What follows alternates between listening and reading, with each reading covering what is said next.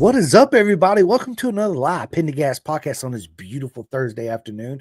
I hope everybody had a proper mega day at work today. I know I did, to say the least. And ladies and gentlemen, it's an absolute honor to sit down with my friend in the legend, Jake Wilde. But before we get into this episode is sponsored by Next Level Financial. Take control of your financial future. Get your complimentary financial analysis today by Seth Starnes. Jake, everybody know who Seth is. He is a suspension guy. He has a suspension company called Next Level Suspension too. He races track days. He takes bikes to the racetrack, and you get them on and ride them and all that good stuff. But he also does the financial side of things, which is very important because racing is so expensive, right? So what he does, he knows the ins and outs and all that good stuff. So it's highly recommended. You guys look up Seth Starnes. If you have any questions, get in touch with me. I'll put in touch with him. You guys know how it works. But look him up because he's absolutely amazing and he'll keep you on track. And again, Jake, I tell everybody, don't spend your money on an off the rack suit. Why? Because they're not going to fit you correctly. And when you have one that don't fit you correctly, dude, it causes all kinds of issues. Ladies and gentlemen, we've all been there.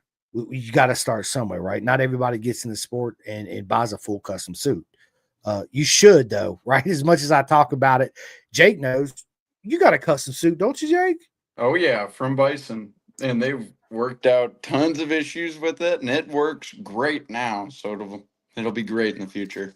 And I love Robert, Tasha, Carter, and Edith. I didn't forget you, Edith. Nothing but love for you. Absolutely.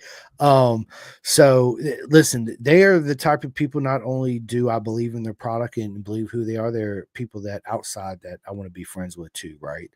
And what they do for the paddock and everybody, not only club racing and track day junkies and Moto America, and dude, they're actually all over the world. They're there every weekend, right? So every Moto America event, they're there. If you have any issues, you can go up to them. Big shout out to Sage Taylor and two. Whatever you need, colors done. You had a little mishap on the track, they'll get you out for the next session. Even if you're not a Bison supported rider and you're in Revit or whatever it is, you could take it up to them. Guess what? They'll take care of you too. And that's what separates them from everybody else in the game as far as leathers. So yeah, my recommendations by bisontrack.com. Jake, tell them. No, I definitely agree. At least with my situation, I pretty much made a custom suit, got all the measurements, and the suit came back. It didn't quite fit as expected. And to be fair, the way they handled it was amazing because, in the end, the way I look at it, I could see a suit not fitting the best from a company. It gets sent overseas with all your measurements, and they kind of have to take the measurements and go with that however they want. I think they handled it well, and it'll be cool to see how this next year goes with them. Yeah, they're absolutely amazing. It's easy, so real quick story. So, of course, when you do it, if you don't show up to the event, you got to get measured. Yeah. And I didn't realize how in depth the measurements for a leather suit is. It's like 40 different measurements or whatever it was, right? I was Yeah. like, holy shit. Anyway, went out, bought the self tape measure, had my buddy down the street. I was like, bro, you got to help me watch this video step by step. And then when I seen Rob in Wisconsin, I was like, bro, just measure me, right? So I brought my back protector, my undersuit with me, put it on, had him measure me, and looked at my measurements that me and my buddy did, and looked at the measurements that he did, and I was like, yeah, I'm glad I didn't submit these because I'd have been like a little T-Rex, freaking one leg longer than the other. Yeah, it was yeah, pretty messed up. But listen, Robert and Tasha and Bison, they're absolutely proper mega people. Oh, yeah. And so yeah. So listen, Jake, let's get into it, man. I've been waiting to hear this story. Where did your journey begin on the wonderful world of two wheels? Well, I can say it started like most kids, or at least most good childhoods. If I remember correctly, I ate a bush on a PW50 when I was like 6 years old. My sister did the same thing, and yeah, it's about where it started. Rode that around the yard, jumped the little ditch culvert that we had going across the street. Um, Quickly moved out of that, and hockey took over my life. But we had a XR70 that we kept at our property up north. Every once in a while, I'd go rip down the paths on the XR70, and that's where I learned how to shift, learned how to do all that good stuff, and kind of went on hold all the way up until I was 17. And pretty much just rode minis, did mini moto stuff, and ended up getting a sport bike that gets us all the way into now. Just wanted to follow in suit like my dad did and started racing, having a blast so far. I love it, man. Everybody has their own journey on onto the wonderful world of twos, and then we all end up, of course, doing track days, right? But first, we buy a street bike, and I don't know about your journey on two wheels, riding on the street, but dude, I was running from the police, riding wheelies, dude, just acting like I was, yeah, Valentino Rossi on the street, right? Or my heroes from back in the day, Scott Russell, Doug Chandler, Anthony Gobert, uh, Marty Craigle, freaking dude, you name it, right? Did you do that too as well? In all reality, I spent about a good 2 to 3 years on the street. And if I was still there, I don't see myself making it all that much older because I was making some dumb decisions. And that's a big reason on why I wanted to be on the track. It's a lot Uh, safer of an environment. Facts, right? So, how did you hear about track days? Like, was it one of your buddies was like, "Hey, let's go do a track day," or So pretty much my dad used to own a performance bike shop back in the day. It was called Cafe Concepts down in Warren in Michigan. And he used Grattan was his home track. He used to sponsor racers and do his own racing. And pretty much he always told me about how good of a rider it made him become and how safe the environment was and how our family, it's in our genetics. We just want to go fast, whether we're in a car, whether we're on a bike, whether we're in a side by side, it doesn't matter. We just want to have some fun. So just kind of dragged me to it. My first track day was at Road America about 2 years ago or year ago now. what a beautiful track, man! I love Road America. It's man, the atmosphere. It's huge. Road America, ladies and gentlemen, is a huge track. Highly recommend you at least have a little pit bike, a 110, hell, even a 50. Trust me, you don't want to walk it. You do about 2 laps and be like, you know what? I'm done. It's a big track. It's beautiful. The food there is actually good at the Yeah. racetrack. It's amazing. They actually had this little place. Man, I wish I could remember the name. I need to text Nathan and ask him what it is, but obviously it was about 3 or 4 miles outside the racetrack. They served breakfast. It was absolutely Yeah. packed. They had limited seats. I got, dude, it was, I'll have to I heard look into about it, that. bro. I heard about it. Everybody kept telling me, you got to go here. You got to go. I'll hit my man Fuzzy up and ask him what it is. So yeah, it was Wisconsin Road America Yeah. first track, bro. It's a beautiful track to do your first track day on. Oh, it was. It was. The whole weekend was absolutely phenomenal. The STT staff, I couldn't speak higher of those individuals. I started off in novice, obviously, and I got a good set of coaches that really allowed me to uh, do as I pleased. And I ended up getting too advanced by the end of that weekend, and I was running just under a 235, and it was all thanks to the coaches that I had around me. It was awesome. It was such a memorable weekend. Oh, of course, it's everybody remembers their first track day, the first time you got your knee down, the build up to anticipation, the orange shirt. Because back when I did it, it was you signed up, you took the little class, you had to wear an orange t-shirt, orange CCS shirt, right? I've been going through my shit left and right. I've been trying to find that shirt because I thought I kept it, but I think one of my ex-girlfriend. Anyway, I ended up finding my very first road race license. Right here it is, 1999 CCS road racing That's cool. license. Yeah, bam, official, right?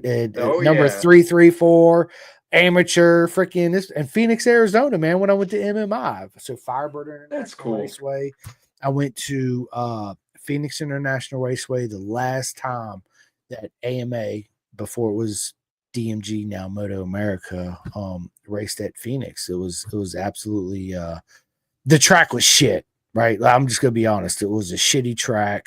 I see why they left. But that was the first time that, yeah, that was 90, 98, 99. I can't 99. Um I got around and actually got up close and personal with Doug Chandler, Anthony Gobert, Eric and Ben Bostrom, Larry Pegram, Jamie Hack. I mean, Miguel Dumel, the list, the legends of our sport, right? It was a beautiful weekend, hot, shitty track. I know I don't mention that, man. It was horrible, Jake. It really was. But yeah, it was a lot of fun. I was so excited when I found my license. I was like, let's go. I was screaming more. So what do you keep screaming about? I was like, check this out. She's like, what the hell is that? I was like, girl, you better read the back. You better read the back. What are you talking about? Yeah. Yeah, I'm licensed. I'm licensed, right? It's legit. Yeah. I wish I've been looking, man. I've been tearing my room up and all my shit that I ain't been doing a long time trying to find my other license because I'd like to make like a little collage, Oh yeah. yeah, all that cool stuff. But maybe one day, maybe not. At least I got my first one. So Oh yeah. No. my point being is you'll never forget your first license. You'll never forget your first track day or your first race. And never forget the first time you drug your knee or your elbow. And the reason why I say your elbow is every time I drag my elbow, usually my shoulder follows it and then my hips and my bike goes one way. And yeah, so what about you, Jake? Are you dragging your elbows yet?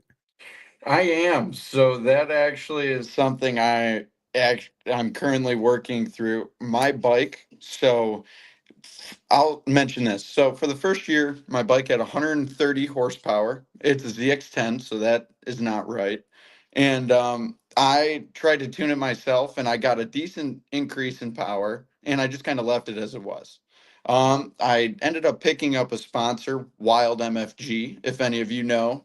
Big shout out to them. They are awesome. But pretty much, I took my bike down for Christmas break, and they allowed me to put it on the dyno, and we worked out the tune and did all sorts of work. It ended up getting up to about 180 horsepower, 170. So it's pushing good power now. And since then, went to Road America and I went to Blackhawk, in which both of those I have started to drag elbow, but I'm on stock suspension, so I need to make some changes. Listen, I know suspension people, my man. Look, Dakari, Kendall, and Birch. Big shout out to my my peoples at K Tech Suspension, bro. After this, I'm gonna hook you up. You call them, bro. They'll take care of you 110%. They again, K Tech. There's a lot of suspension companies out there. Oh yeah. I'm personal friends with everybody at K Tech, and they're such amazing people. They know exactly what they're doing, and a lot of people race on K Tech, right? Yeah, So they you already do. know what I'm gonna recommend is if you're not racing on K Tech, what are you doing? And again, like my man Jake's got on, as you guys see, if if you're Oh not wearing yeah. a KYT, what are you wearing, right? Oh, and again, which brings me big shit out to my man Eric at Superbike Supply. Thank you so much. He sent me the hat. I got a couple t-shirts. I got the undersuit, and my son actually got some shirts too. He sent him some Oh. swag. So nothing but love to you, Eric, and looking forward to our chat. So you guys stay tuned. But anyway, yes, KYTs are amazing helmets. They're actually they either own Suwami or Suwami owns them. I forget which order it is. So they've been in the game for a long time. I could be wrong. I'm pretty sure also it's Sumi. I could be wrong, but I thought they owned KYT, if Okay, I it could be remember correctly. Suwami, That Sumi, yeah, however you want to say it, right? uh, Tomato. You guys know what we're exactly. talking about. Yeah. Yeah, they're great helmets. That's all I have to say. I love my KYT. I'm not Listen, getting a new one. I don't personally own one yet. I'm going to. I got man. I've had it, like many guys and girls listening. We go through helmets, right? So we always my recommendation is you got to try because they're like pants or shoes, right? They're not all going to fit everybody the same. One helmet shape is different. There's a lot to it. Try them on, wear them. All the feedback. I've been around KYT. I've tried a couple of them on before. They fit me freaking like a glove, and all the feedback I get from everybody is the it breathes really well. The vision is absolutely amazing. It's super light because you don't want a heavy helmet. It weighs your neck down, your neck sore. You know the routine. So KYT people, but yeah, Jake. So ZX10, 180 horsepower, man. What a bike, dude. They're fast. I've ridden many ZX10s before. Um, Every time I get on one on the street, I'm like, this thing should be illegal. Yeah. For the street, this thing should be illegal, right? It's Yep. they're probably what year's your ZX10? It's in 2008. Dude, those are some of the best years. Yep. They Last are. generation before they added all the ABS and traction control and all that good stuff. Oh wait, so is that, if I'm not mistaken, that's the year of the dual undertail exhaust, right? Is the one right after that. Okay, the Yeah. newer model that they released with the single, yes, Yes. beautiful bike, my man. Oh, what colors are it? So it's green, gray, blue, and white. I've got it all. That's one thing I do like talking about. I personally painted all that stuff. So I drove like 10 hours to go pick up those fairings and ended up painting them in my backyard, but it turned out pretty good. I love. So, where'd you learn how to paint? I didn't. I had just made a lot of mistakes, and people don't know that, but A lot of mistakes and wet sanding, people. That's what it is. Trial and error. exactly. Trial I've and got error. hours into it. Yeah, it's that's awesome. It's a great satisfaction working on your own bike too, right? Exactly. And I can see where, look, first and foremost, this is what I love about our sport. It always starts with dad and son, or dad and daughter, right? I've only had one friend on here where their grandma actually got them into motorcycles, which again, big love. Yeah, absolutely, right. Oh yeah. That's the beautiful story of it. That's where we start and begin our passion and all that good stuff. So let me ask you this, Jake, going from street, growing up dirt, right, as a kid, and then getting a little bit older, getting your first street bike, doing your first track day, what made you say, you know what, I want to start racing? So the big thing for me was the fact that I ended up going to that Road America weekend and a lot happened. I will say I was only supposed to ride the Saturday and ended up not having any time off. Called in and got the second day, and it was just awesome. And I ended up getting down to just under 235. I would have qualified for a super stock 1000 Steel Commander race in 23, which is when I did that, and I was on a completely stock bike with street tires on it. And all I could think about was the fact that this is the stuff I love, the adrenaline I love. And whenever I get behind someone, I don't care if they're faster than me. I just want to learn whatever I can or catch up to them and catch the next person. So I just fell in love. And after that, I bought the fairings like a couple weeks after, and I've been fully into it now. I love it. I love it. So it's 2025. So you've been doing it for a year and a half. About. I did one track day a year and a half ago, and then this past season I ended up doing about damn near 10 events or something like that. I did 12 or 10 races and I podiumed all of those, and then I did like four track days in between that. So it was a full season. I love it, man. And of course, motorcycle racing is expensive. Yeah. Have you thought about actually getting a little bike and learning to ride it? I have. The only thoughts that I really have on that are I currently ride mini moto. So I have a CRF 50. And then I have another mini moto, which is a two-stroke 65. So I'm working from two different levels of Yeah, trying to get corner speed and trying to work on my line choice and brake markers and things like that. But also the ZX10 is great for managing the power and doing this, that, and the next. And with where I am, at least at the tracks I frequent often, I surely could not go any faster on a little bike than I could with what my lap times are now. I'm yes. Yep. So so that's Carl this is my Soltis. man. Yep, this is my man Jake. Right behind him is my man, the legend Carl Soltis, man. So big shit out to Carl. When you sent me this, Jake, I was like, bro, what an epic pick, bro. Right? Yeah, I Yeah. love it, dude. I love it. That's something, I would love to come up to where you are and get on the You little should. 50s. Oh, dude, we'll work it out. Trust me. Oh I yeah. want to for sure, 110%. I'm a huge fan of mini moto racing and the smaller bikes, as everybody knows. Oh yeah. Um, dude, that's awesome. So, 2024 was proper mega. Roll on 2025, and here we are. So, what's your goal this year? Do you have any goals or any achievements you would like to hit this season? I do. So I currently do. I don't live at my current home residence. I'm at college, so I live about 10 hours away from my actual home. I Oh, so don't you're in know. college right now. You're in a dorm? I am. I'm in an apartment. It's party time. No, I'm just playing. It will be later. I know that's right.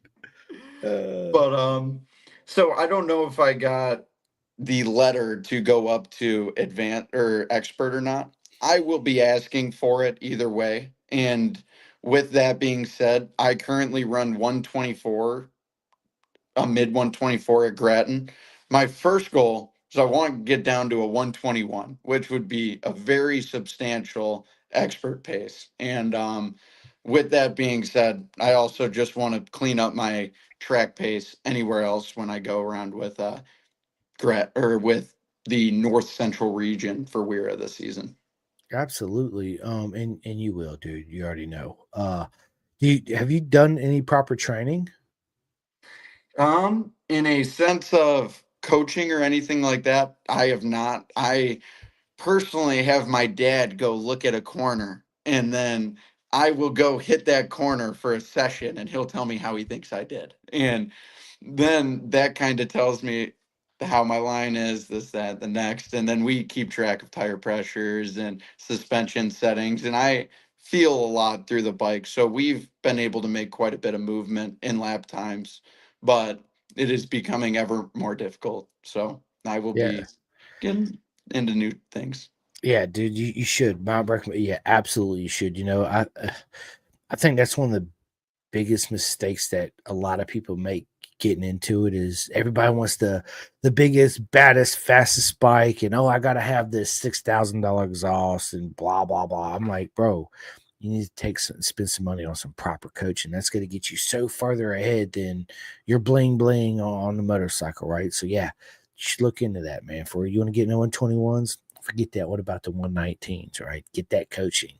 Um, so yeah, man, I'm excited for you, Jake. You progressed so much in the short time you've been doing it and so fast, right? Well, Actually, thank you. I don't want to ride with you on a mini moto circuit now that I think about it. No, I'm just joking. I get my butt kicked, but hey, I'm there just to have fun. I'm not there to set no Me lap too. records anyway. So, and that's why we got into it is because of the fun, you know. Exactly. Yeah, man. Well, good, man. Good. So let me ask you this, Jake. What do you do for a living? Well, currently I do a lot of construction. I've been doing a lot of electrical work. We've been pouring concrete, even though it's freaking winter, and that sucks. But doing that, building a campground, and then I'm currently in my fourth year of schooling to get my electrical engineering degree. I love it, man. I love it. It's very important, Yep. and I know you'll achieve that. So obviously, after racing, way in the future, you'll be an electrician making a shit ton of money because they all do, right? Yeah. Yeah, Hopefully. you will. And let everybody know what state you're in. I am in Michigan. Yeah, so Yeah. right down the street from Wisconsin. Yeah. You know, how far are you from Road America again? So where I'm currently at, that is about a 5.5, 6 hour drive. What about your house at home? That is about 10 hours, Oh, 10 hours. that's about what it is from here for me to Daytona, about 10 hours. Okay. Do you know That's that drive from me to Daytona? don't say none. I would guess 18 hours. It's like 26. Holy shit. 26 hours. That's a hike. You know? Yeah, that's a hike. Yeah, because it sends you right down Wisconsin and you just And bro, that's ride right down straight the hill. through. That don't include the stops or the gas or the P brakes or none of that. So yeah, you're looking at 32 hours. Let's just be real, right? Yeah. Damn it, man. My man Jeff's in the house. He says, yo, Jake did his first year racing, was glad to help him out. Actually, I would like to take a side note with that comment. Jeff Tate, he's an absolute legend. That guy supported me throughout the whole season, and I couldn't be more thankful. My first race weekend at Gingerman, there was a weather advisory, and I don't have means right now. I'm a college kid. I was in a tent, and my bike was under that tent. So, like, we didn't have much.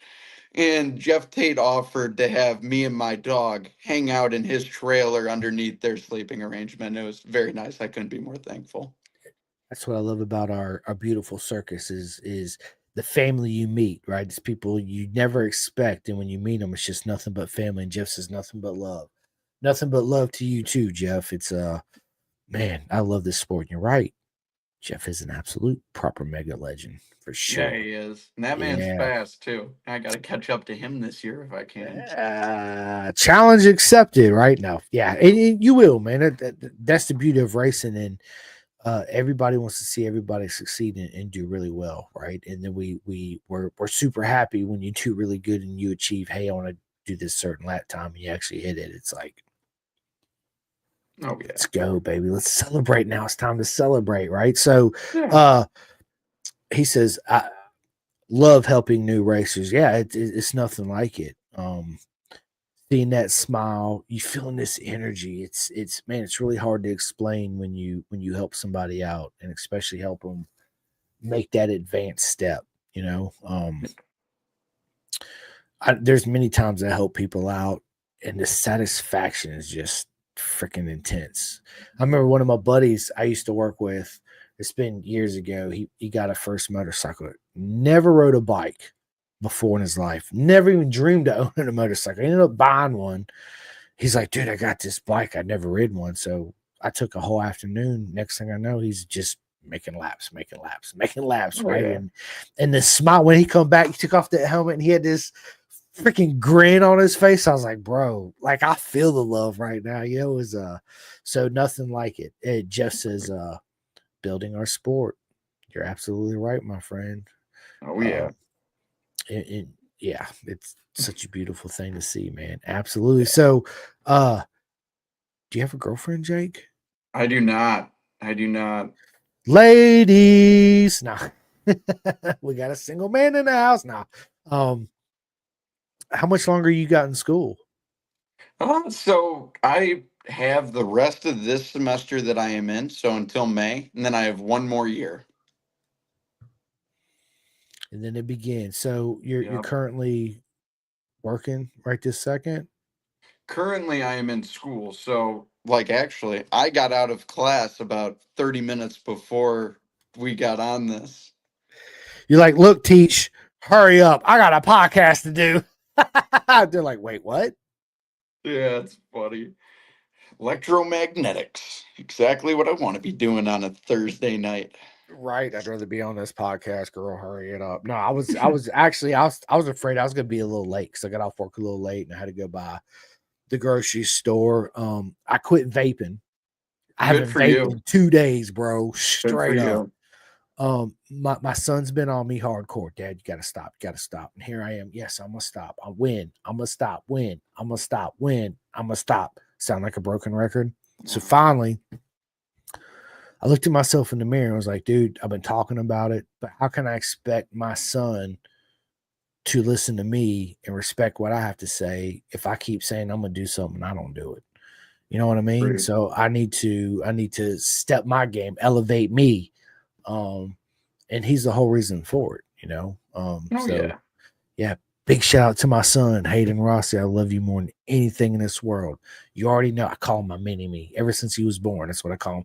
Now he's 12, and when he gets around his friends, I'm like, what's up, mini me? He's like, Dad, don't call me mini me, right? I'm like, but you're my mini me, like meaning that me and you could go to a court of law. I don't know this kid. They'd be like, bro, he is your kid. Like, we're two peas in a pod. You cannot mistake nothing, Yeah. right? So yeah, it's but anyway, the point I'm making is I took that step.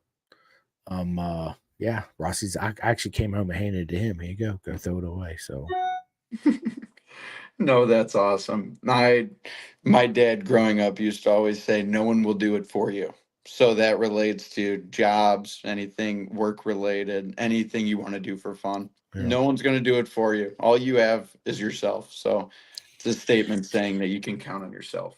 Yeah, that I mean, you got to right. It's like I know we're getting off subject here for a second, but I just dude, listen. In order to love people, you got to love yourself. You can't love people if you don't love yourself, right? It means you got to respect yourself. 100%. And sometimes, Jake, growing up, life's not easy. Like I was trying to explain it to my son one day, and I was like, "Look, this is the easiest way I can come up with. Somebody might have a better way of doing it, but this is how I did it." I said, 99.9% of things you're going to buy in life comes with a manual. You buy a car, it comes with an owner's manual. Bike comes with an owner's manual, right? Tools are an exception and depends on the tools you buy. They come with manuals. Power tools come with manuals. Your wrenches and screwdrivers, obviously not, right? But what I'm saying is everything you buy comes with directions. I don't care if it's bathroom cleaner, dish soap, bar soap, whatever it is. Kids, I said, Rusty, you wasn't born with a manual, bro. And that's how I talked. I've talked to him like an adult pretty much his whole life. He's like, what do you mean? I'm like, you didn't, you buy your Legos, it comes with a manual on how to put it together, right? That you didn't come with a manual. So when you it was an honor to get you. And when you came here, we learn together and we grow together, right? So I'm going in this blindfolded. I don't know what I'm doing as a dad. Never been a dad before, right? You never been a kid before. So it's like, we'll figure it out. We're in this together. So, and then I seen this light bulb go bling. I get it now. I was like, hey, there you go, right? But again, Jake, if I keep telling you I'm gonna do something and I don't do it, you're like, okay. You keep asking me to do something, but I'm not gonna do it because you don't do what you're gonna say you're gonna do, right? So Yeah. No, I get that completely. yeah, I had to step up my game. Yeah. Uh Show 'em who's boss. show them who's boss, right? Am I It's not as difficult as I thought it was gonna be. Um like anything, it's a habit. So I kind of keep reaching in my pocket, going for my vape. I'm like, okay, I ain't got it. Right. Yep. But it's like our sport. It's mental. It's a mental game to it. So No, Jake, agreed. bro, listen, I can't wait to sit back down with you at the end of 2025. When does your season start? Where's your first race going to be at? So I believe I'm going to be able to make the first WIRA North Central Region race, which is going to be at Grattan. I believe it's May 13th and 14th, if I remember correctly. Man, my birthday's May 18th. That's 4 days from my birthday. Let's freaking go, bro. You got to get that Man. W for me, man. Awesome. Jeff, if you're still listening, are you actually going to be there when Jake's there too as well? Um, man, He I've been might be. I know he's doing a ton of Moto America stuff this season. What he's planning on. I know. I can't wait to finally get to meet Tate. We've actually been friends for a while. We had a couple phone conversations. Yeah. Yeah, I can't wait to finally get him to sit down with me on this podcast, Jeff. What's up, Bubba? Yeah, that he's a good guy. And He's when you awesome. go out to a mini moto event, you'll see him and Carl there too. You'll have a whole crew there. Yep, good friends with Carl. He's absolutely awesome. He said, Jeff says, might it be planning Moto America Road Atlanta is the weekend before? Yep. So I will be at Road Atlanta, Jeff. I can't wait to finally meet you there.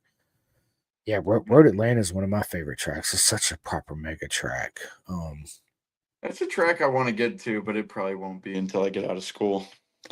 You should go to VIR too. I love VIR. It's my home track. It's freaking That awesome. I actually do plan on getting to a little bit sooner. I just don't know when.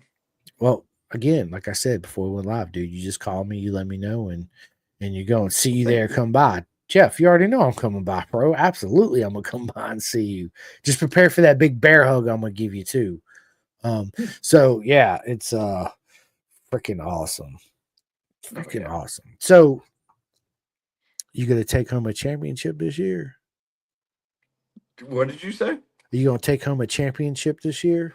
Oh no. In all reality, for me, if I were to stay in novice, I don't believe I would have any issue. at least with my races at Grattan, was running a 124, and I had the fastest lap time for that, like the whole weekend for novice. I was running the fastest lap. But the guy, this was back when I had 130 horsepower, he would put 14 bikes on me down the front straight, and I would catch him and he'd leave me. I'd catch him and he'd leave me every time. So I couldn't end up coming back. Now I've got the power. I'm going to have no issue doing what I want to do. And it's a level of confidence that comes with it. So I don't think I'd have any issues there. But if I go up to expert, all I want to do is get up to those lap times. Because if I can hold that and get some new suspension on my bike and be in a good place for the following seasons, I'll be happy. Absolutely. And bro, you'll get there. I'm Oh, yeah. 100% confident you will, right? So, let me ask you this. Where do you want to be in 5 years in road racing? Where do you see yourself? Probably racing in Moto America is what I want to be doing. I am not saying I'll be going that fast on the grid, but I will. I have no doubt that I want to be on that grid in about 5 years, because that'll give me time to get a bike, get my pace up, go to tracks that I want to, and I'll be in a good spot by then. So, what's your next race bike? Uh, I mean, in all reality, this goes back to what you were saying. There's nothing that my 2008 Kawasaki ZX10 can't do. And I kind of think the idea of going out and buying a like super fast bike is great if you can use it, but I can't use it yet. I have no reason to get away from my ZX10 because I'm going to go buy another manufacturer's bike and run into the same suspension problems or electronic issues or whatever. And I'm going to have to start dumping money into it. And I'll have to do the same for my bike. So might as well wait until I get up to a point of trying to get into Moto America. And at that point, whatever comes to me. I've heard the R1 platform's pretty cheap to get into, and then I've heard BMWs are super expensive to get into. So leaves me in quite the pickle, but I know I like BMWs and I know I like R1s. So What about the Honda? Jeff could tell you all about the Honda, right? I mean, they're a great bike and they got the most contingency. contingencies. Yeah, it's that tongue twister for me, Oh right? yeah. Some words are I'm dyslexic sometimes the way I say shit. Anyway, you know Same what I'm here. saying. Yeah. Yeah. But they offer the most amount of money, man. So why wouldn't you go with that platform? Personally, I've hated the ergo on Hondas ever since I started riding sport bikes. I'm a big fan of long tanks. So like the ZX10, I lay on that bike. Yeah. Yeah, it's kind of nice. And then the BMW is kind of the same way. The R1 is a little bit different. The tank's real small, so you're never really on it ever. So that'd be different. But yeah, the Honda, I was just never a fan. I couldn't get comfortable. I Hondas make great. They all manufacturers make great bikes. Let's just be honest. They're like women. I consider motorcycles like women, right? You as soon as you sit on a bike, you know, okay, I got to change this, I got to change that. Of course, Oh yeah. any bike that I've ever owned, my go tos is rear sets and clip-ons. Those are the first two things I buy straight up, so I can set it up to suit me and the way I like it, right? Because 99.9% of the motorcycles I own or have owned, when you get on them, I feel like my elbows are touching my freaking body because the clip-ons are like this, right? I like my clip-ons to be out here wider, so I got more leverage. It's just more comfortable for me. Um, yeah, that's 100%. You know, With that, if you don't mind if I no, ask, go ahead. that's something Jeff Tate actually brought up to me when we started riding. I was running about like a 128, maybe a 129 at Grattan. And then we went to Gingerman, and I've never been there. And I just had an issue keeping the front end stable around corners because the front end wanted to lift and it's a bumpier track. At the time, I didn't know this, but my stabilizer had gone. So it was pretty much just speed wobble at that point. And I talked to him and he's like, you'll drop 3 seconds the moment you put your bars out. So I put my clip ons out and they're pretty much perpendicular with my triple tree now, and or pretty much in line with my triple tree. He's right. I dropped 3 seconds almost immediately. So that's something I'll say to anyone. Do it immediately. 100%. I say it to my knucklehead friends that look at me like it's not going to make that big of a difference. I was like, look, I'm not going to say it again.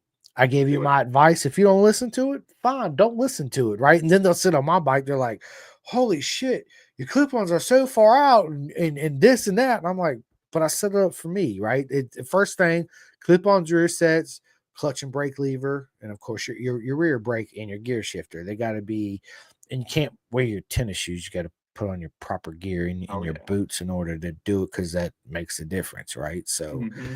you got to set it up for you to feel comfortable in order to want to push, and then Yeah. everything else plays a part: suspension, tires, yada yada, yada, load in the front.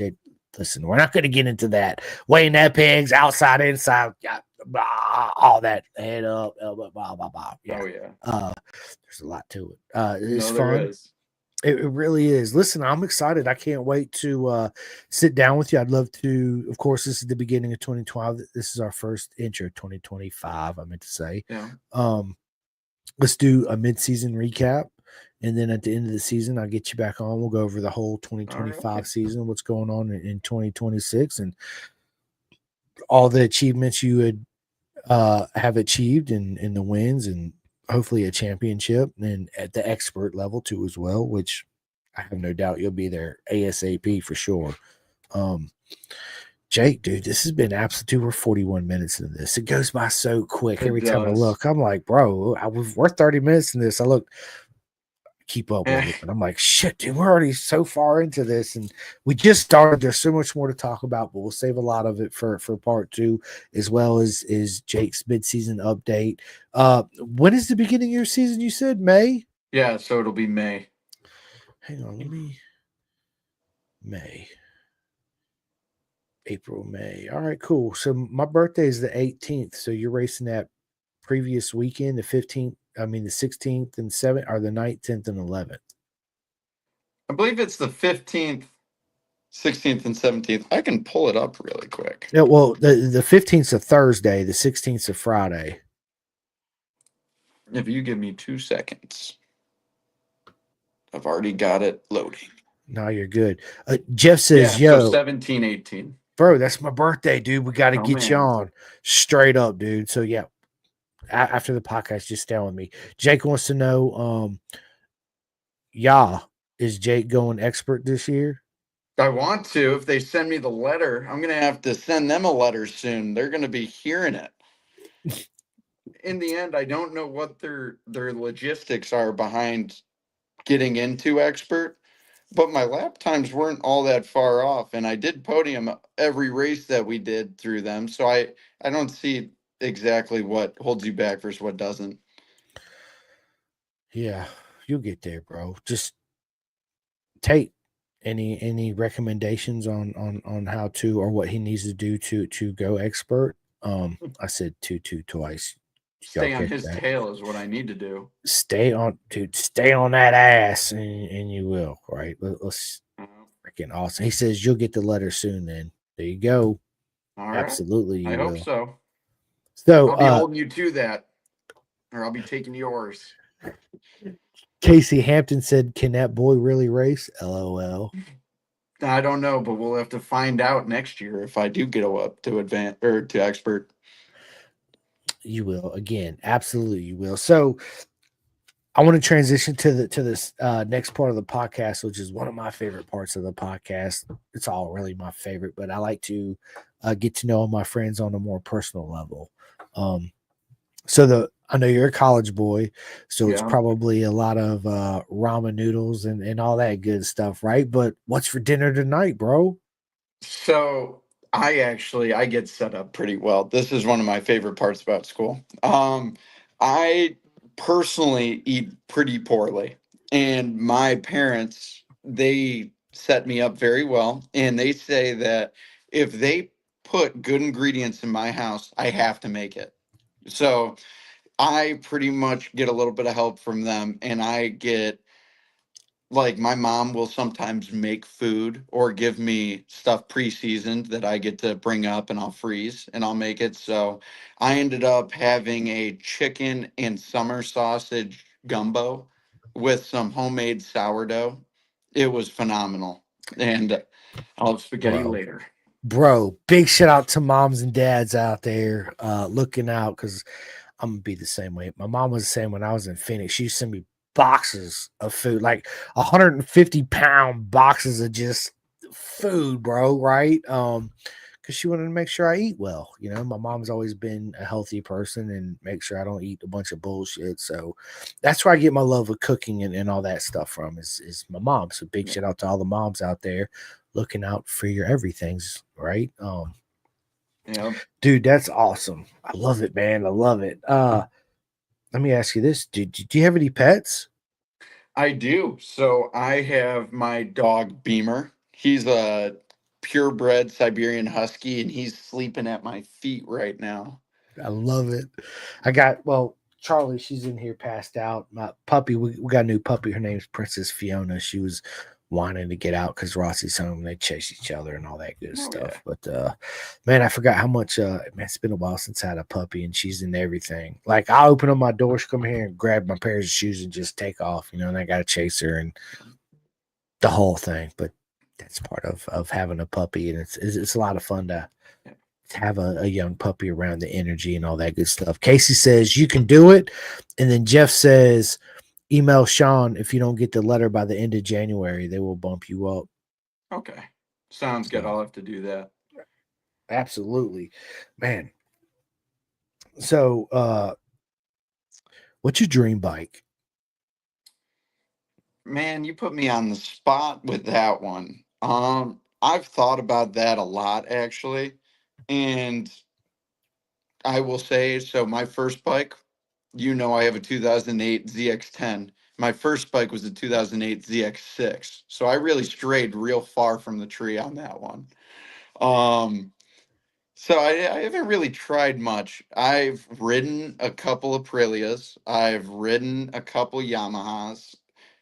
It would have to be like a BMW M1000 or the R1M. Those are the only two bikes that really stand apart in my opinion.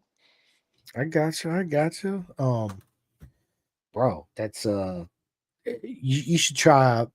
There's so many bikes out there. My recommendation is just ride them. Right, you see somebody and everybody be like, "Yeah, take my bike out for a session, and try it out." So, I won't do um, that. he says I won't do that. Last time I did that, I almost totaled my dad's bike. So I do not ride other people's bikes if I can avoid it. I got you. I got you. On the street then, Yeah. because you know when you throw your leg over a bike again, it's like a pair of shoes. You see a pair of shoes, you're like, oh, these Air Jordan 4s are sick. You throw them on your feet, you're like, yeah, absolutely not. They're just Oh yeah. uncomfortable and this and that, right? Same Yeah. thing with the motorcycle. You know right away if it suits you or not. I feel like for me, being in it for a while, well, a long time, I try to instead of I used to really focus on trying to make the bike adapt to me versus me adapting to the bike, right? Because every bike is like a different woman. They like to be ridden in a certain way, handled in a certain way.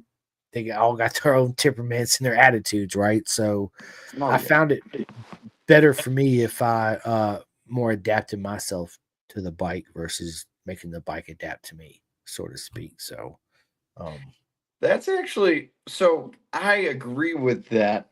But the only thing I can say is I was talking to, I believe his name is, I don't remember his first name and I don't want to be rude. I was talking to Mr. Fraley and his son, if you know those two individuals. And they were making the statement, like you're saying, that every bike is so different, but there is a level that what he was saying is if you are fast, there's a level of the bike needs to, I guess, commend to your ability and what your riding style is. So there's a lot of change that you have to work through when getting bikes. So I try not to think of my first impression on a bike too harshly. I could ride it for a month and fricking love it after I do. 15 things to it. So Oh yeah, 100. Again, that was back when we started, right? It's clip-ons, resets, making it adapt to you, right? Because yeah. you got to feel comfortable on it to even try to push it. If you're sitting on a bike and the handlebars feel like it's this, and you're just not Yeah. comfortable, Shoulders. yeah, your shoulders are up like this, you're definitely not going to push it because you already know the outcome that's going to happen, right? So No, exactly. for sure. So, bro, are you a coffee drinker? I am not, but I could get behind a can of Monster. This is so bad, bro. What are you talking about? He said a can of Monster. Well, my issue is, in all reality, I try to do a lot with my free time. I don't like sitting around all that much. Yeah. And making a cup of coffee sounds small and not that big of a deal, but I'd rather use that time for something else. And I can pop a can pretty easy and just pick those up and put them in my car. Bro, you get you a Keurig, put a K cup in it, hit the button, dude, in like 4 or 5 seconds. You got a cup of coffee. What are you talking about, dude? But I like My it. I Keurig like always it. I busts like the it drains water out the bottom, and I got to clean my counter off and do all sorts of stuff. I hate that thing. it. Oh my god. Well, let me ask you this. Tell us something we don't know about you, Jake. Hmm. Well, I guess besides for I've played hockey and lacrosse my whole life. So when I was younger, I actually knew how to skate before I knew how to walk. My parents used to put me in the basement with rollerblades on. That way they could do their chores on Sundays and do whatever without me getting in their way or being a complete nuisance. Kids are never nuisance. Again, we grow together and being a first time parent and trying to juggle on how can I keep him or her busy at such a young age without me worrying about what they're doing, right? So I can focus on hurry up and cleaning so I can get back to you and we can have our fun, right? Um, it's when your son or daughter first gets here, they can't walk across, so you could just put them in their little swingy thing or whatever it is, and you can vacuum, clean the bathroom, take a poop. Let's just be honest, right? Do anything. Free, like mind clear, take a poop. Once they start crawling or walking, all that shit goes out the window, right? Because now you got to bring them in the bathroom and shut the door so you can physically watch them. Because I can't trust you, a 3-year old, running around, getting into whatever it is you're going to get into, right? So they're like puppies, man. You can't put that in your mouth. Stop chewing on that. Get that out your mouth. Put that down. But that's the beautiful part of being a parent and growing together. So, Oh yeah, man. yeah. I feel you. So let me ask you this. What's your worst habit, bro? I procrastinate real bad. So I will do a ton of stuff and then I'll sit and I'll be like, I'm going to get this done in 5 minutes. And then all of a sudden I'll be sitting there for an hour and I'll be watching a TV show or something like, I had something to do and Yeah. I don't do it. Or along those lines, just procrastinating. I do that a lot. Casey said sex, LOL. I love it, dude. You're awesome, Casey. I love it, right? Everybody loves sex. Let's just be honest, man. It's part of life. Bro, so let me ask you this, dude. I'm a big audiobook listener too. I listen to a fucking shit ton of audiobooks. All kinds, you name it. Fiction, nonfiction, blah, blah, blah, blah, blah. Actually, see, I'm listening to I like to show everybody. As far as motorcycle racing goes, any audiobook out there on any racer, John McGinnis, all of Guy Martin's, the list goes on and on. I've Yeah. listened to them all. One of the best ones is John Hopkins Leathered. Man, it is such a fucking awesome book. Highly recommended. Okay. So wherever you get your audiobooks from, John Hopkins Leathered, it's absolutely amazing. None of them are Johnny Ray's books awesome. They're all awesome. What I loved about it's like I think different than a lot of people think, right? Meaning that when you listen to an audiobook, you really never know if they're actually telling 100% truth of it, right? Because now they're telling their own story and they're not just going to be honest. Well, I used to snort a shit ton of coke and blah blah blah, right? They're going to say, "Oh yeah, I was a goody tissue and this and that," and they might throw a little something here or there. John Hopkins lays it all out on the table, like no holds bar. Boom. I was an alcoholic. I was a pillhead. I smoked weed before I got on my MotoGP bike. I was like, what the fuck? Holy shit, dude. It was, bro, it's absolutely amazing. So John Hopkins leathered. The book Really? that yes, dude, it's fucking so good. The book that I'm currently listening to right now is pause. I don't want to listen to it right now. Uh Built for Speed, Oh, okay. Ayantes Senna. Um right before that, I listened to Anthony Bourdain, well, one of his cooking books. Yeah. Yeah, so I listened, dude, you name it. I listened to Tom Security was a good one. So Tom Security was fuck, I don't want to get this wrong. He was in the Navy or the Army. I can't remember because it's been a while. But he was part of the Black Hawk Down. He was one of the guys that went in there and rescued the people, or tried to rescue the people from Black Hawk. Really? The whole story. Yes, dude, it was really good. That's neat. Um, I listen to motivational books. David Goggins is a good one. Jesse Etzler. Dude, listen, I got a lot of recommendations for books. My point being, do you listen to any audiobooks or do you read? And if so, which ones do you recommend to people that are going to listen to this or that is listening to this? So I can say I actually don't really read all that much Shop manuals because don't count for a so motorcycle because we do that anyway, right? That don't yeah. count. So don't even go there because I know where you're going with it. So Shop pretty manuals. much I in all reality, I have to read for school. So like I read hell tons of chapters of electromagnetics, probability and signal analysis, but none of that's what you guys are talking about. I personally watch a lot of YouTube videos about like instead of reading, have you seen the like how it's made shows that used to be on TV? I love There's, that stuff. I I think do, it's Jake. so I do neat too. learning manufacturing I processes do and too. I'm like, that's how that's made. Shut up! I never would have thought that that shit's made that way. Yeah, dude. I like, exactly. dude. I do. I like that stuff. I'm a big guy that the more you learn, the more knowledge, the more power you have. Right. Exactly. A buddy of mine recently told me, and I said this at work the other day, and it made a whole lot of sense to me when he said it. I was like, dude, shut up. Like, I never thought of that. But in my personal eyes, you're right. He's like, I don't consider myself a citizen of the United States. And I'm like thinking to myself, like, you was born in the United States, you're a citizen. What are you talking about? He's like, I'm a citizen of the earth. And this light bulb went off in my head. I was like, man, that makes so much more sense than just a citizen of. Was that me and you that talked about that? It was not, but that does make Okay. sense. It's like Yes. you're pretty much setting boundaries like around an ant where you put a Sharpie around them and they won't go out of the lines. Versus we're a citizen of the earth. We're all under the same sun. We're all under the same. And he started explaining all this to me, and I was like, bro, I never looked at life in that way, right? So it just opened my eyes up to a whole the way of thinking different too, Yeah. right?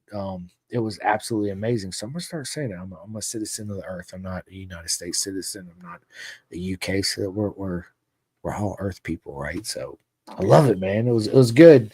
So let me ask you this: I'm a huge Walking Dead fan, right? I've watched a shit ton of Walking Dead. Yes, it got monotonous as the seasons went on, but let's just be honest. The first 4 or 5 seasons, you was glued to the TV. I was like, holy shit, this is crazy, right?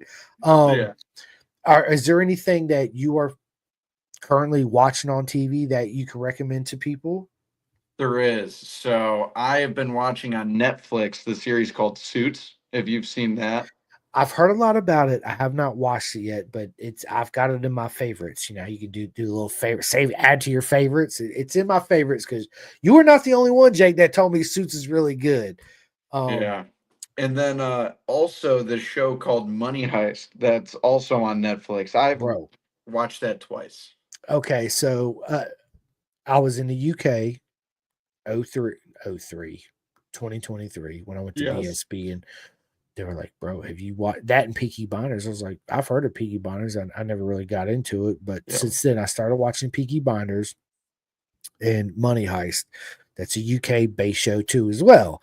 Um, I know because I looked it up, and again, it's added to my favorites list. Yes, Yeah. I definitely want to watch that. 110%. Good. I just got done watching Dune 1 and Dune 2 because I'm a big sci-fi nerd, right? Everybody knows I love Star Wars, which I'm gonna Yeah. ask you that here in a second.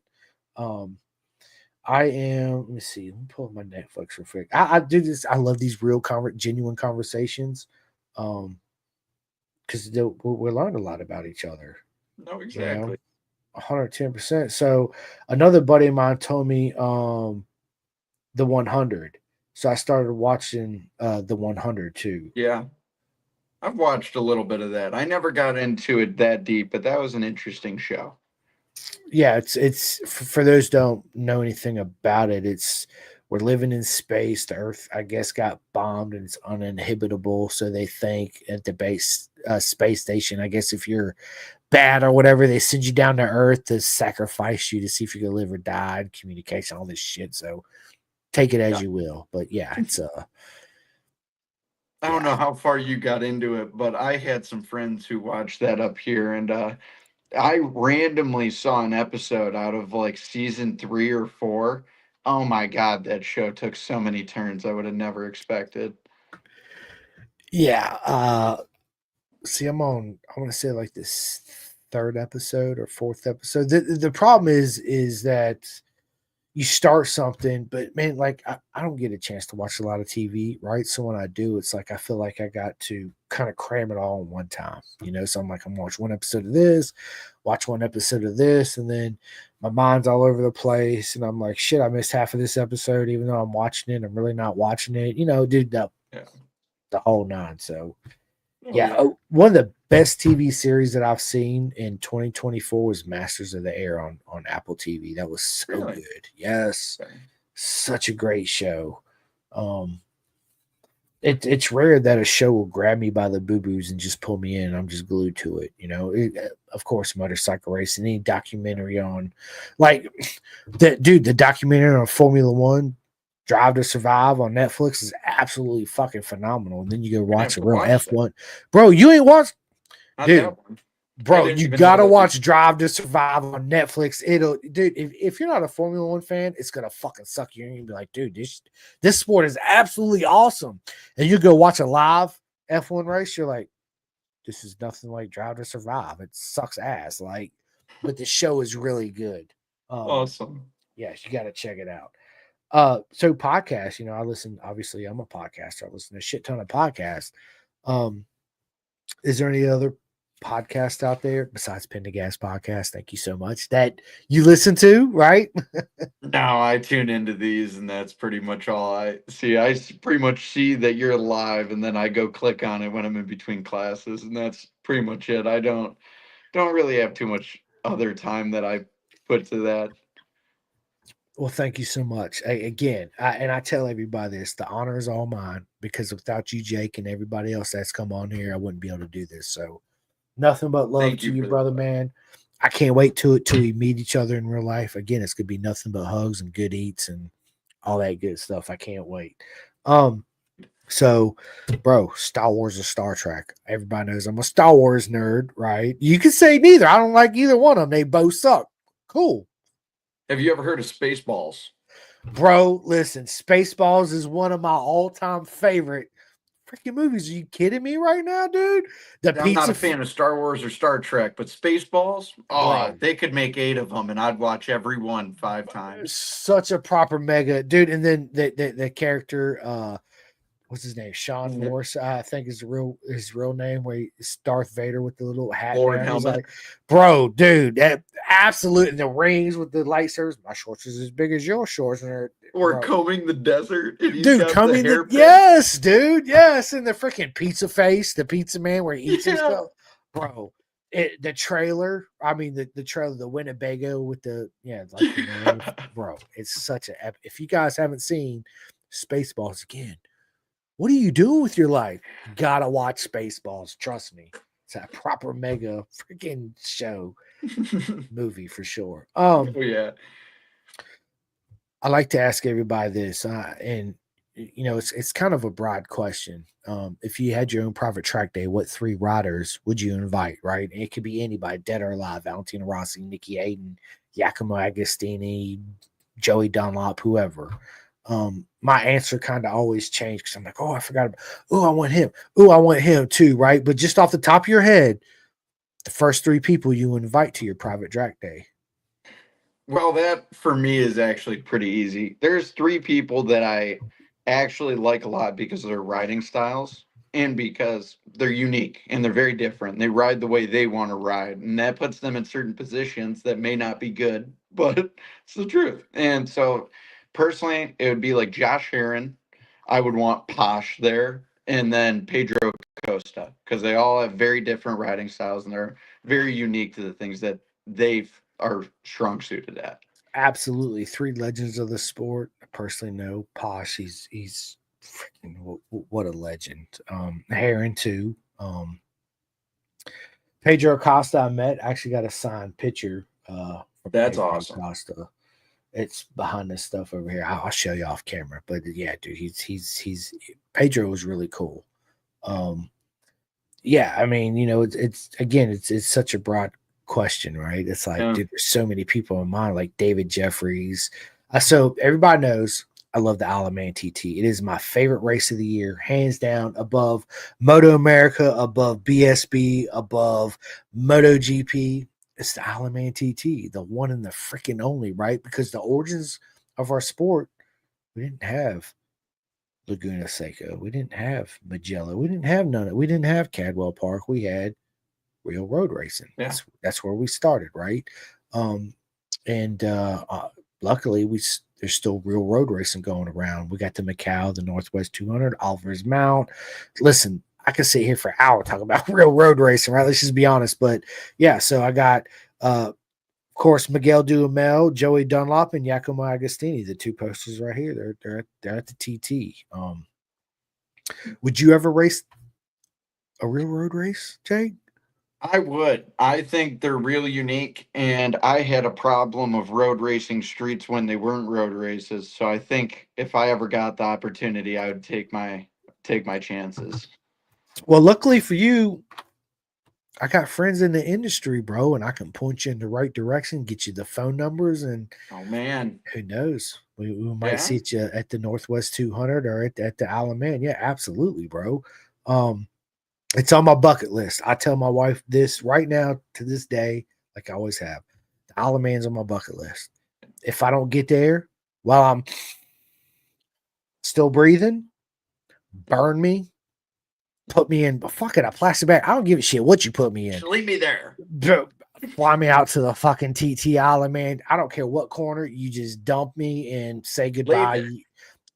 Deuces. Enjoy the rest of your life and have fun, right? But Yeah. yes, that's how serious I am. I want to go so bad. So it's That's on my something I always talk to my dad about. He speaks very highly of it, and that's originally before he told me anything about him. That's what got me into riding because the frickin' Isle of Man's crazy. The fact it's only been like 100 years or something, 250 deaths, and people are flying around that island. Like it's cool. It's cool. It's unique stuff. it originated in 1907. Yeah, it's just over 100 years. It's absolutely man, dude, TT, the emotions.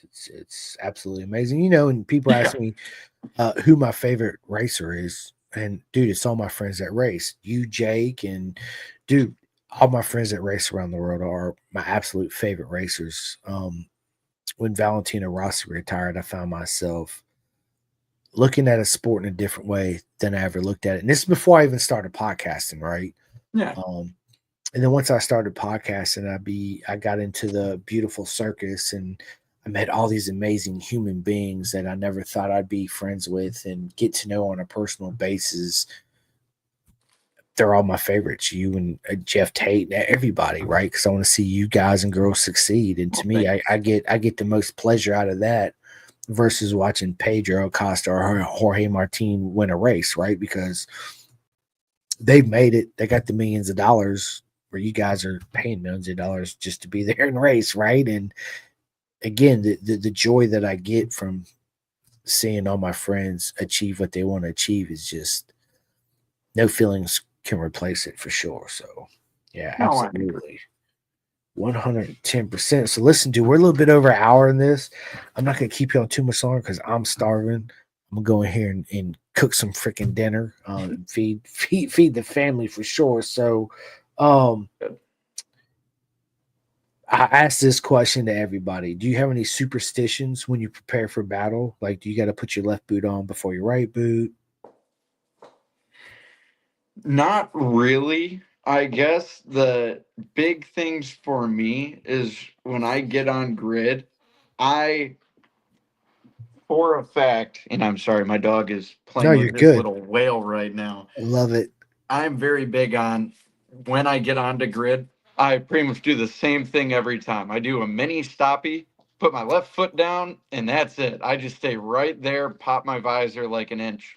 And I haven't raced that many times, but I've done it every time, and I doubt I'll change that for a long time. I love it, man. I love it. I love it. I love it. What's your spirit animal, bro?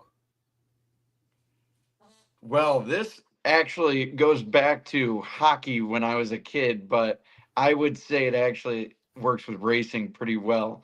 A honey badger, because I sure as shit might not win, but I will give you hell the whole time until I lose. And they're just a crazy animal. And That that's how I try to take situations in my life. I love it, bro. I freaking love it. If you could have one superpower, what superpower would Jake have? Wish I was the Flash. I'd win every race. Right, Yeah. bro. Celebrity crush. Who's your celebrity crush? So I don't know about that. I've always thought those were funny to me. I don't really have any, not that I know of. Bullshit. Anyway, we'll save that for the next one. Yeah. I love it. I'll I love it. now you gave me some time to think about it. I'll come back with one, but at the moment I do not have one. That's right. That's right. I love it. You will. Everybody's got one. What advice would you give your younger self being where you at right now? I know you've been into it not very long, but being where you are, you've learned a shit ton right to where you are now. So, what advice would you give your younger self when you first started? Well, I guess with racing, this is more advice for life that I would give myself that would have led into racing. But I have this in my notes that it's a reminder every day.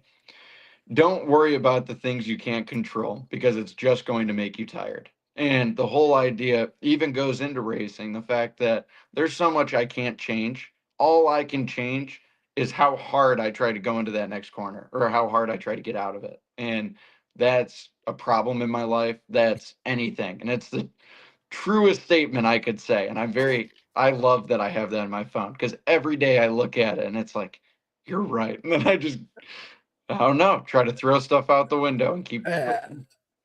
I love it, bro. Good advice, man. So, obviously, you watch Moto America, but do you watch BSB, World Superbike, MotoGP, and all that? I used to watch a decent bit of MotoGP, but that was through a friend that I pretty much, I'm not Borrow friends the with him password anymore. and log in, baby. Let me get the password and log in.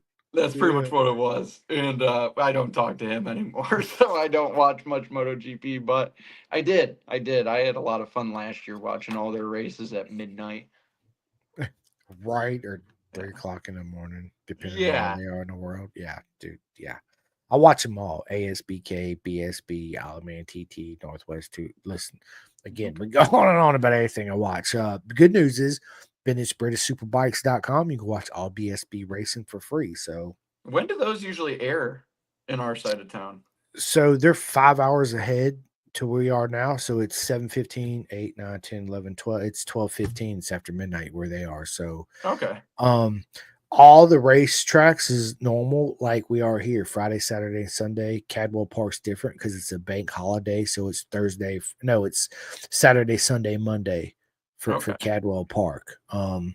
That's one I'll have to watch. I love Bro, that track. I it is absolutely my favorite track, and as everybody knows, you see a track on TV. When you get there in real life, you're like, "Holy shit!"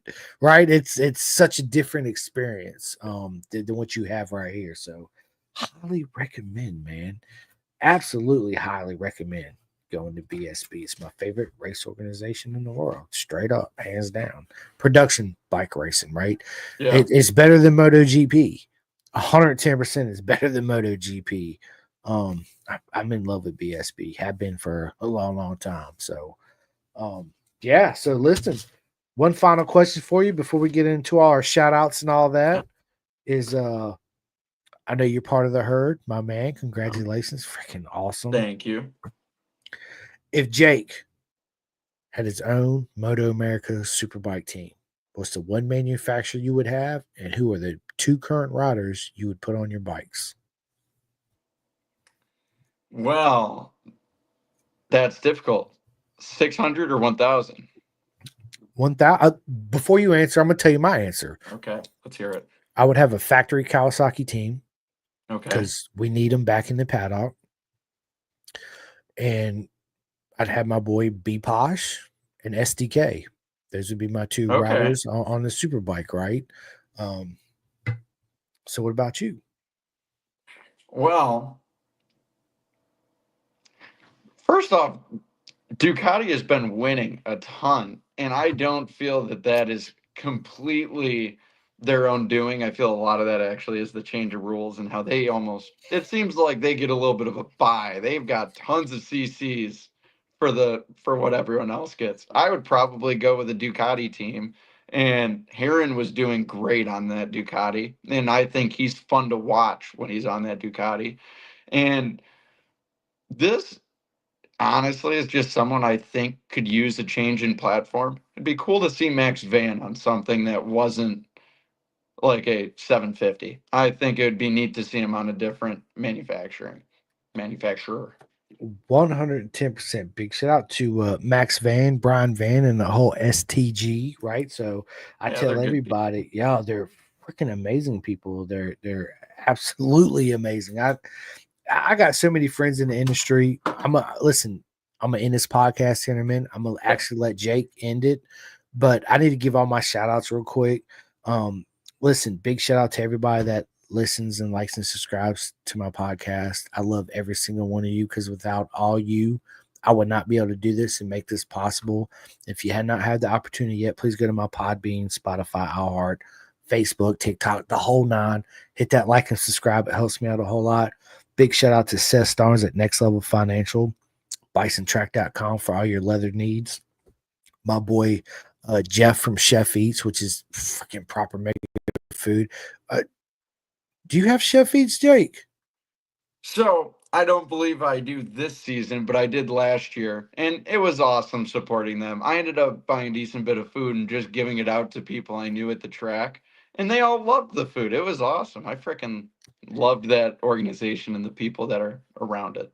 Absolutely. Big shout out to him. Dude, you need to get back on Chef Eats. I'm gonna call Jeff, dude. Listen, I'm gonna call Jeff. Big shout out to my man, dude, at TST Industries. Absolutely amazing. If anybody's in the market for all these people are my friends within the industry. You're not gonna go wrong ordering from any of these guys or girls, right? So, big shout out to TST. Big shout out to my man Martin. You guys Yep. and girls can go to theclothingkings.co.uk and get all your Pendergast merch, right? I got beanie hats, I got soft shell jackets, I got sweatshirts, I got bags and all that good stuff. That's where I got my soft shell jacket and my hats and my beanies from was from them. So big shout out to them. Big shout out to my man Eric at Superbike Supply, right? Again, Yeah. SFL Mini GP, R&D Racing, and my man Jake Marsh. Vet2Track for all my veterans. Go to vet2track.com. His motto is curing PTSD one lap at a time. An amazing program. Big shout out to Flying Eyes Optics for all your sunglass needs. I love these sunglasses. I used to take them around and let everybody. I still do wear them, but I gotta watch my wife and her friends because they freaking steal my sunglasses. I got Oakleys, I got Maui Jins, I got Costas. Listen, everybody's got their own kicks and freaking all that shit, right? These are so light. I forget I even have them on my face. Look at these arms, bro. They're made and assembled in Austin, Texas, here in America. I mean, you can just hold them here; they just bounce right back. They're actually made to wear either a pilot. So motorcycle racers, they're pilots. You're a pilot, right? Whether you're flying a plane or flying on a motorcycle, they're so comfortable. The first thing I did when I got these is I've been wearing them ever since. Um, Again, they're super comfortable. Use a discount code PENDAGAS10, get 10% off. Oh, Super amazing. I'll bring them. So when I meet you, I'll bring them. You can try them on and wear them out for the day. awesome. Um, Big shout out to my man Tate at 64 Degree Racing. He sent me a 2-piece undersuit. Yes, I'm a Bison ambassador. And I tell everybody this, you got to have at least 4 or 5 different undersuits. Yeah. You don't go to a track or a track day or a weekend with one undersuit. We've been there. We've done that. That's a rookie mistake. I'm Yeah. trying to prevent you from doing that. Um, I love my Bison undersuit. What my standout feature on my Bison undersuit is the man zipper. I ain't got to take Yeah. everything off. And I'm good to go, right? Yeah. My 64 Degree Racing undersuit, it's a 2-piece, and it's my favorite 2-piece undersuit I've ever had in my life. I got Aristachi, Alpine Stars, yada, yada, yada. 64 Degree Racing's hands down. My boy Eric from Oh yeah. uh, Superbike Supply sent me a 1-piece undersuit. I'm super excited to give it a try. And that's actually made by Envy. So, yeah, I get to try an Envy undersuit, and I'm good Okay. friends with Darren, right? Darren runs Envy and owns Envy. So big shout out to them. Ghetto Customs, Chris Parrish for all your custom bodywork needs. Best bodywork you can buy in the industry. Carnes Performance out there in Pennsylvania. If you're in Pennsylvania, look no further than Carnes Performance. Best dealership hands down. KYT Helmets. K-Tech Suspension. You guys already heard me say that, man. Big shout out to Birch, Kendall, and Dakari. RTR out there in North Carolina, ready to race. Coleman Power Sports here in Virginia. My man, McLeod Escapes, Road and Track Tour. Dude, you can sign up for him and ride MotoGP racetracks, right? Who wouldn't want to do a vacation and ride some MotoGP racetracks and then ride the country and the hotels and taste the food and authenticity? It's check them out, man. Absolutely amazing. Road Racing World. I need everybody to go to roadracingworld.com, sign up and donate for the Road Racing World Fund. That helps the air fence. We need air fences out there at the racetracks. If we didn't have air fences, marshals, corner marshals, and ambulance, none of us would be doing track days or racing. So go to roadracingworld.com, sign up, and donate. And thank you so much. And then again, you guys heard me just say it, STG, Ryan Max Van. Nothing but love to all my friends in the industry. I've done enough of this. Jake, you tell everybody where they can find you, how they can support you, and where they can find you at your next race. All right. Well, I'll be at the North Central Region WERA events. So any of those, they're going to be at Grattan, Nelson Ledge, Mid Ohio. I'll be at pretty much all of those I can make. You can catch me on Facebook at Jake Wilde. It should pop up. And my Instagram, I believe, is just Jake.Wild4. So all pretty easy, pretty standard. Absolutely. And listen, quick shout out. So my man Malcolm Ashley, um, he sent me a message, and I said this. I had a conference last night with all my friends at Bison. Um, so Malcolm Ashley, they have a race team in BSB, but he lives in Melbourne, Florida, and his race team is Team Astro, and it's on a brand new GSXR 750. His rider that he had backed out for Daytona. It is not a free Really? ride, it's a paid ride. So anybody listening to this that is interested in racing at Daytona in March at the 200 on a brand new GSXR 750 with proper mega people on a proper mega team, get in touch with me. I'll put you in direct contact with Malcolm and we'll sort it out. And hopefully we'll see you on the grid taking that win. So, yeah, if anybody's interested, hit me up. So big shout out to Malcolm. And so I know for a fact I'll be there at Daytona. I can't wait to go. I get to see my boy Peter Hickman, Richard Cooper. The True Love brothers are going to be back out there. And Danny Webb's going to be out there too on the classics. So there's a lot going on in 2025. I can't wait to see my man Jake Wilde step up to the expert class and bring home some championships and trophies and all that good stuff. And maybe he'll send me a signed knee slider or a trophy or something in the mail. I don't know, but we'll work all that out, right? Yeah, look at him. He's like, yeah, send me some stickers first, Simcoe, right? I got you, homie. But yeah, anyway, listen, ladies and gentlemen, this has been a ton of fun. I'm off work tomorrow. If anybody wants to chat, call, hit me up. This has been an absolute honor to sit down with my friend Jake Wilde. Thank you And for having me. listen, the honor's all mine. Is there anything you would like to say before I end this podcast? No, I think that's it. Just hopefully we have a good 25 season. I'll be glad to get back on here midway through the year. Absolutely. And I can't wait to sit back down with you. But again, ladies and gentlemen, if you missed this episode, you go right to my YouTube channel as soon as I end this and rewatch it live. You can go to my Facebook and rewatch it live. And if you can hold on tomorrow, it'll be out everywhere you listen to your podcast. And then I'll tag you in it and put all the posts out and all that good stuff. But yeah, ladies and gentlemen, it's an absolute honor to sit down with my friend and the legend, Mr. Jake Wilde. Thank you so much, bro. It's been an absolute honor. Thank you again. Thank you for having me. You're welcome. I'm gonna end this, and my friend Elizabeth Walker, big shout out to her. She has a podcast. She actually made this outro for me, so you guys have a listen real quick. Calling all two-wheel enthusiasts, get ready to rev up your earbuds with Pin the Gas Podcast, the ultimate motorcycle racing podcast, hosted by Chris Simcoe, one of our very own excellent leaders here in Roanoke, Virginia. With expert analysis, behind-the-scenes stories, and exclusive writer interviews, Pin the Gas Podcast delivers the adrenaline rush of the racetrack straight to your ears. Whether you're a diehard fan or a curious newcomer, you'll gain insights that will transform how you watch and understand motorcycle racing. On your favorite podcast app, join Simcoe as he takes you on a high-speed journey through the world of motorcycle racing. Pin the Gas Podcast.